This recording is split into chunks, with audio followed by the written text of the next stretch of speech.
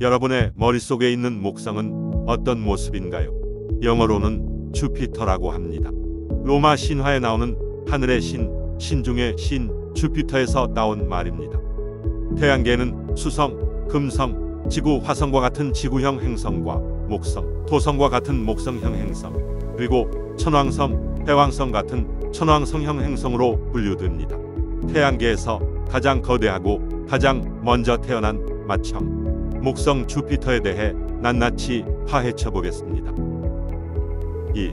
태양계에서 가장 빠르게 자전하는 행성. 목성은 태양계에서 가장 빠르게 자전하는 행성입니다. 그로 인해 적도 지방이 불룩한 파원체로 볼 수 있죠. 목성은 태양계에서 가장 큰 행성으로 태양에서 5번째로 가까운 거리에 있습니다. 목성형 행성을 대표합니다. 질량은 지구의 약 317.83배, 부피는 지구의 1321.33배입니다. 대기압이 1기압인 지역을 기준으로 크기, 즉 지름을 정합니다. 목성의 적도 반지름 크기는 지구의 약 11.2배로 71,492km이며 극 반지름은 지구의 10.517배인 66,854km입니다. 적도 반지름과 극 반지름이 큰 차이를 보이는 이유는 목성이 빠른 속도로 자전하기 때문입니다. 그 결과 기체로 이루어진 목성은 원심력 때문에 적도 지역이 극 지역보다 불룩해지는 것이죠. 2. 작은 태양계, 목성의 위성들. 목성은 작은 태양계라 불리기도 합니다. 태양을 중심으로 행성과 소행성 등 여러 천체들이 도는 것처럼 목성 주위로 수많은 위성들이 돌기 때문에 붙여진 명칭이죠. 그 많은 위성들 중에 우리에게 친근한 위성은 갈릴레이 위성일 것입니다. 이 천체를 제일 처음 찾아낸 사람은 갈릴레이로 1610년 자신이 만든 굴절 망원경을 통해 목성 근처에서 발견했습니다.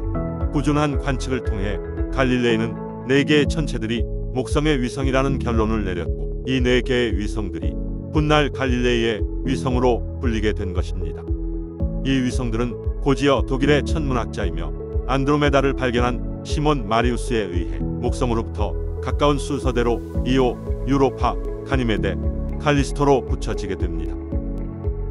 갈릴레이 위성. 이오. 갈릴레이 위성 중에 목성에 가장 가까운 위성입니다. 이오는 유로파, 가니메데와 1대, 2대 사의 공전 주기를 가지고 있는데, 이런 현상으로 인해 가니메데와 유로파는 이오가 목성을 공전할 때마다 같은 위치에서 힘을 가하게 됩니다. 목성에 가까워서 큰 조성력을 받는 데다가 주기적으로 가니메데와 유로파에 의해 힘을 받는 이오는 형태가 조금씩 변하여 내부에는 마찰이 생기게 되고 열이 발생하게 됩니다. 탐사선으로 관측한 이오의 모습에서는 지구의 화산과는 형태가 다르지만 용암이 흐르고 계속 활동하고 있는 화산을 볼 수 있습니다. 또한 이오는 아주 옅은 대기를 가지고 있기도 합니다. 유로파. 유로파의 크기는 갈릴레오 위성 중 지름이 가장 작은 약 3130km이며 질량은 달의 0.65배 정도입니다. 관측 결과에 의하면 유로파는 표면에 구덩이가 거의 없고 철이 주성분인 핵과 규산염 멘틀, 그리고 얇은 지각으로 구성되어 있고, 얇은 지각 밑에는 액체 상태의 바다가 있다고 추정하고 있습니다. 유로파는 이오보다는 작지만 내부에 열이 존재하며, 이는 주변 위성들과 목성의 상호작용으로 인해 생성된 것으로 보입니다. 가니메데. 태양계 안에서 가장 큰 위성으로 알려진 가니메데는 갈릴레오 위성 중 목성으로부터 3번째로 떨어져 있습니다. 갈릴레오 우주선의 조사에 의하면 가니메데 내부는 부분적으로 용융 상태에 있는 철이 주성분인 핵이 존재하고, 규산염의 하부 멘틀, 얼음으로 이루어진 상부 멘틀, 그리고 얼음 지각으로 구성되어 있습니다. 가니메데의 표면은 융기한 부분과 패인 부분이 많이 있으며, 이것으로 과거 지질 활동이 있었다는 것을 추정할 수 있습니다. 가니메데는 위성임에도 불구하고 반지름이 2631.2km로 수성보다도 큽니다.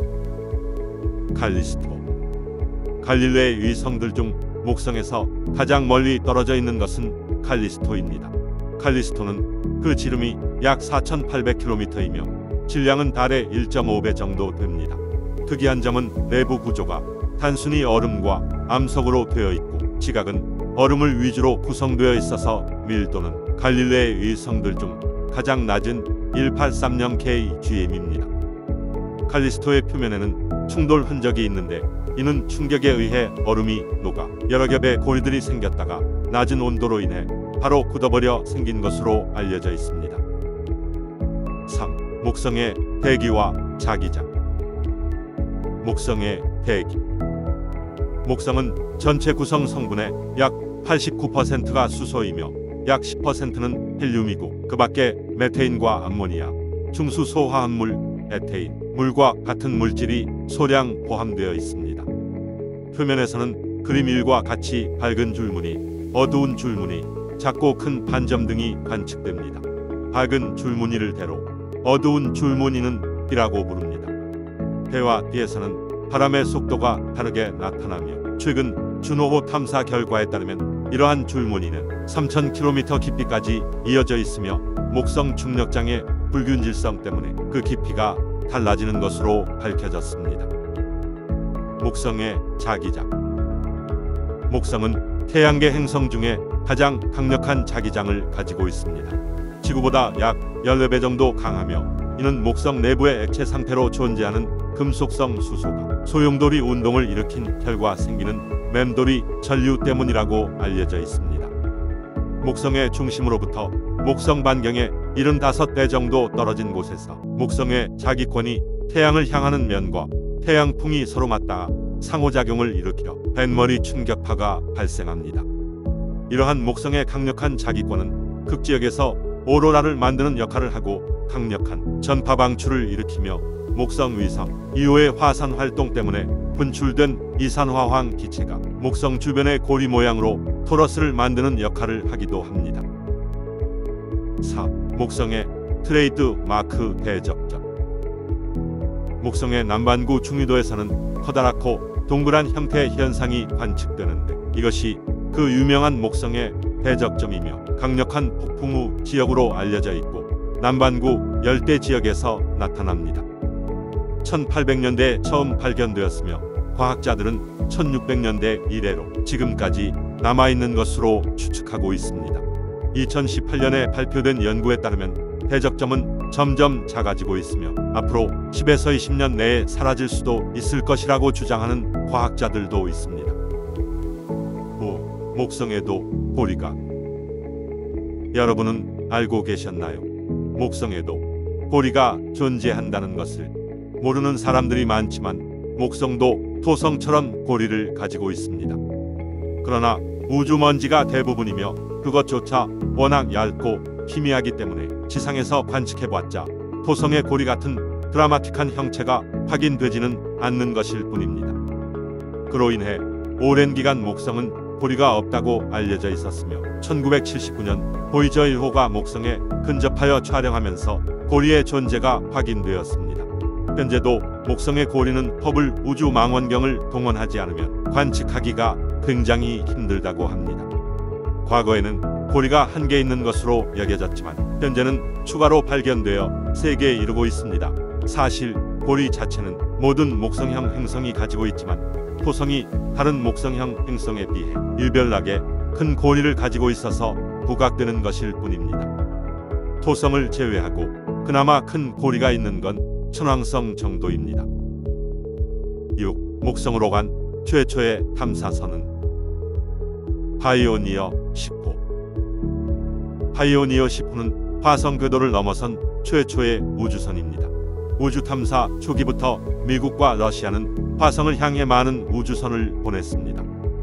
지속적으로 실패한 러시아와는 달리 메리너 계획을 통해 화성 탐사가 계속해서 성공하자 미국은 태양계 외곽으로 눈을 돌립니다. 이렇게 탄생한 탐사선이 파이오니어 10호입니다. 1972년 3월 2일 플로리다 케이프 커네버럴 공군기지에서 발사되었습니다. 발사 후 1년 9개월 만인 1973년 12월 3일 파이오니어 10호는 목성계에 진입합니다. 4대 위성인 칼리스토, 가니메데, 유로파, 2호의 궤도를 차례로 지나쳐 12월 4일 2시 26분 목성에서 20만 킬로미터 떨어진 곳을 통과합니다. 목성계를 통과하며 500장 이상의 이미지를 전송하여 최초로 근접 촬영된 목성과 위성의 이미지를 얻을 수 있었습니다. 파이오니어 10호는 1976년 토성, 1979년 천왕성, 1983년 해왕성을 넘어 성간 우주로 향한 최초의 인공물체가 되었습니다. 그러나 5년 늦게 발사된 보이저 1호가 1998년 2월 17일 파이오니어 10호를 추월하여 가장 멀리 나아간 인공물체의 자리를 차지하게 됩니다. 천문학자 칼 세이건은 파이오니어 10호의 인류의 존재를 알릴 메시지를 담고 싶었습니다. 그래서 남녀의 모습과 태양계의 모습, 지구의 위치 등이 그려진 금속판을 장착했죠. 2003년 1월 23일 80의 이후의 거리에서의 신호를 마지막으로 지구와의 교신이 끊어졌습니다. 하지만 태양계를 빠져나간 파이오니어 10호의 태양계 밖으로의 여행은 계속되고 있습니다. 인류 최초의 인공물체 파이오니어 10호가 정말 외계 생명체에게 우리의 존재와 메시지를 전달할 수 있을까요? 2020년 4월 현재 파이오니어 10호는 태양에서 약 125.9의 유의 거리에 있는 것으로 추정됩니다. 2023년 4월경에는 보이저 2호에게도 추월당할 것으로 보입니다. 그리고 9만 년 후 HIP 117795라는 별에서 약 0.75 광년의 거리를 통과합니다. 이어서 약 200만 년 후에는 약 68광년 떨어진 1등성 알데바란 인근을 통과할 것으로 보입니다. 행성계의 제우스, 거대한 가스와 폭풍이 몰아치는 태양계 최대 행성, 착륙할 수도 없는 미지의 행성, 시시각각으로 크기가 변하는 행성, 태양계의 맏형 목성이었습니다. 저희가 준비한 영상은 여기까지입니다. 끝까지 시청해 주셔서 감사합니다.